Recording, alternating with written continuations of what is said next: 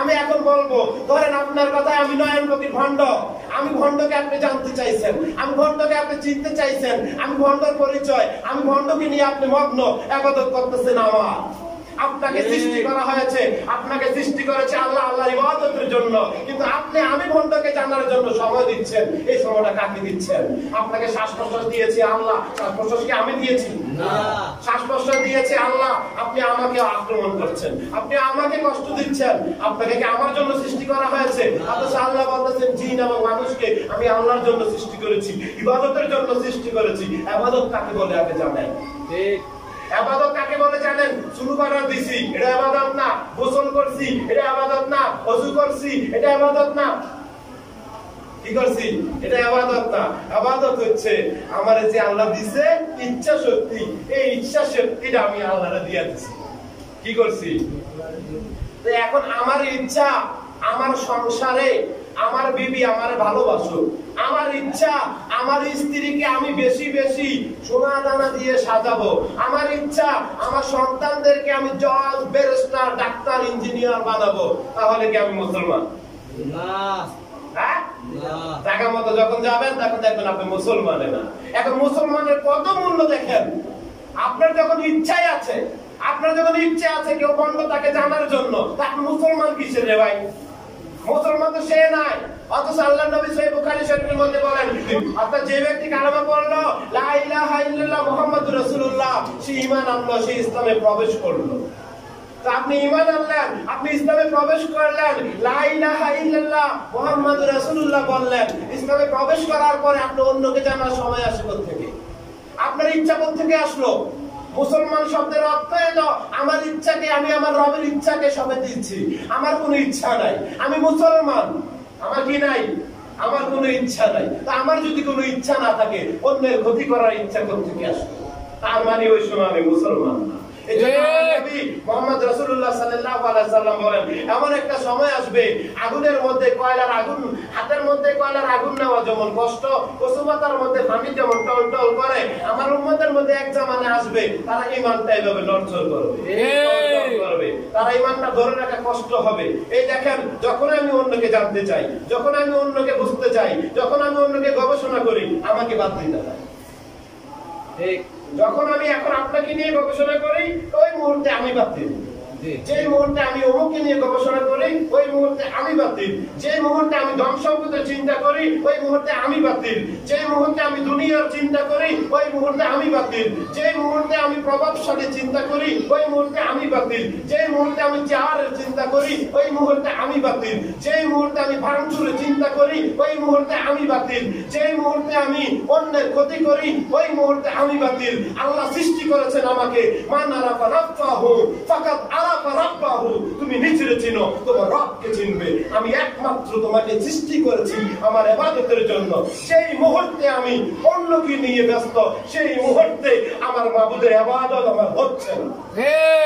যে মুহূর্তে আমি অন্যকে নিয়ে ব্যস্ত, সেই মুহূর্তে আমার মাবুদের ইবাদত হচ্ছে না। এখন বলতেছেন নয়ন ফকির, তাহলে কি দুনিয়ার কর্ম ছেড়ে দেব? আমি বলবো যে না, আমি তো কথা বলি নাই। আপনি আল্লাহর জন্য হালাল রুটি রুজি করবেন, আপনি আল্লাহর জন্য বিবি বাচ্চার সেবা করবেন, আপনি আল্লাহর জন্য স্বামী সন্তানের সেবা করবেন, আপনি আল্লাহর জন্য মা বাবার সেবা করবেন, আপনি আল্লাহর জন্য বুজুর্গদেরকে সম্মান করবেন, আপনি আল্লাহর জন্য নবীর আনুগত্য করবেন। আপনাকে কেউ বলতে পারবে না আপনি মুশরিক, আপনাকে কেউ বলতে পারবে না আপনি মুনাফিক, কারণ আপনি আল্লাহর জন্য করেছেন। কার জন্য? আল্লাহ, আল্লাহর জন্য। যখন আপনি আল্লাহর জন্য করবেন, তখন আপনি ইবাদতে আছেন। এই জন্য বলা হচ্ছে যার আত্মা পবিত্র তার সকল কাজই ইবাদত। কি বলা হচ্ছে? যার আত্মা পবিত্র তার সকল কাজই ইবাদত। অর্থাৎ আপনি আত্মাকে কিভাবে পবিত্র করবেন?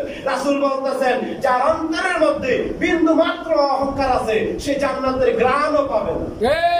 এর মধ্যে বিন্দু মাত্র অহংকার আছে, সে জান্নাতের ঘ্রাণও পাবে না। আপনি যখন অন্যের ক্ষতি করেন, আপনি কি অহংকার মুক্ত হতে পারবেন? আমরা যখন অন্যের ক্ষতি করি, আমি কি অহংকার মুক্ত বলতে পারবো? অর্থাৎ রাসূল বলতেছেন, যার দিলের মধ্যে বিন্দু মাত্র অহংকার আছে, সে জান্নাতের ঘ্রাণও পাবে না। আপনাকে আমাকে সদা সর্বদা সর্বক্ষণ ইবাদতে থাকতে হইলে অহংকার মুক্ত হতে হবে। কি হইতে হবে? অহংকার মুক্ত। অহংকার মুক্ত হতে হবে। অহংকার মুক্ত ব্যক্তি রেখে আপনি আমি সদা সর্বদা ইবাদতে থাকতে পারবো না। এখন আসে প্রশ্ন, দাইমি সালাত। আমরা তরিকত পন্থীরা বলে দাইমি সালাত, কায়েমি সালাত, উভয় দিকে যাচ্ছি। কায়েমি সালাত হচ্ছে সালাত প্রতিষ্ঠিত করো, দাইমি সালাত হচ্ছে সদা সর্বদা সালাতরত থাকো, অর্থাৎ আল্লাহর সাথে যোগাযোগ রাখো। তা আমি যদি অন্যের ক্ষতি করি, আমি দেখেছি পীরের মুরিদ আল্লাহকে বাদ দিয়ে অন্য কিছু করতে, আমি দেখেছি জমি জমা নিয়ে ব্যস্ত থাকতে, আমি দেখেছি জমি জমা নিয়ে তাদের ফ্যামিলিতে মারামারি করতে। তাহলে আমি তরিকতপন্থী দাইমি সালাতরত।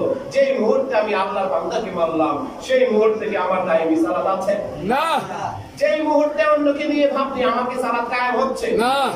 অর্থাৎ আমি এখন যদি বলি, এখন আমি নয়ন বকরি যদি বলি কোরআনে তো 2 ওয়াক্ত সালাত আছে, 5 ওয়াক্ত নাই, আমাকে মারতে আসবেন। কিন্তু আমি তো প্রথমেই বুঝাইয়া দিয়েছি 2 ওয়াক্ত সালাত বলতে আল্লাহ কি বুঝাইছে। আমরা যখন কোনো স্বাস্থ্য সেবা কেন্দ্রে যাই, দরজার মধ্যে লেখা দেখি ওপেন ইজ ডোর 7/24, অর্থাৎ এই দরজাটা খোলা থাকে সপ্তাহে 7 দিন, 7/24, 24 ঘন্টা সপ্তাহে 7 দিন খোলা থাকে। আমার আল্লাহ সকাল সন্ধ্যা সালাতের কথা বলেছেন, তাই বলে এমন না যে 2 ওয়াক্ত সালাতের কথা বলেছেন। আমার আল্লাহ সকাল সন্ধ্যা সালাত দিয়ে 24 ঘন্টা সালাতের কথা বলেছেন।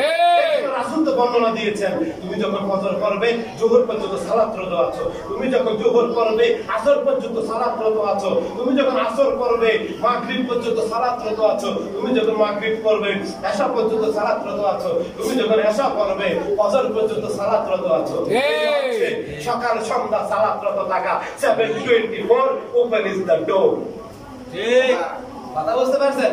কোরআনে আপনি কাটাকাটি করতেছেন, আর ভাই আপনি তো বুঝতেন না, এইজন্য ছাত্রদের কাছে শিক্ষক হেরে যায়। আপনি ছাত্রকে যখন ক্লাস দিবেন, পরীক্ষা দিবে, ছাত্র তো গরুর রচনা করে, গরুর পা 8টা। আরে ভাই কেন? গরুর পা 4টা, তুই কিভাবে দেখলি 8টা? শিক্ষক বলতেছে আমি দেখি 4টা, তুই 8টা দেখিস কিভাবে? ছাত্র বলতেছে স্যার গরু আমি তো দেখি 8টা। কারণ গরু যখন মারা যায় তখন সে কোথায় যায়? তারও তো পা আছে।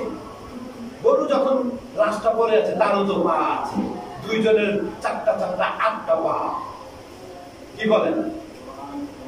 এখন ছাত্রের শিক্ষক বলবে যা তুই বেশি বুঝছিস, থাক না, যা 2টা সৈন্য লইয়া যা। পাইতেছি দিব মা বলবে বিটা, এই বেটা কি করবো দিব বিটা, এই করে তো বেশি করতে করতে তুই তো আমরা সৈন্যটা লইয়েছ, রাজুটা লইয়েছ, তোর আঙ্গারা দুপুরের পাশে না ওঠায়, তোর যদি স্কুলে বার করে দেয়।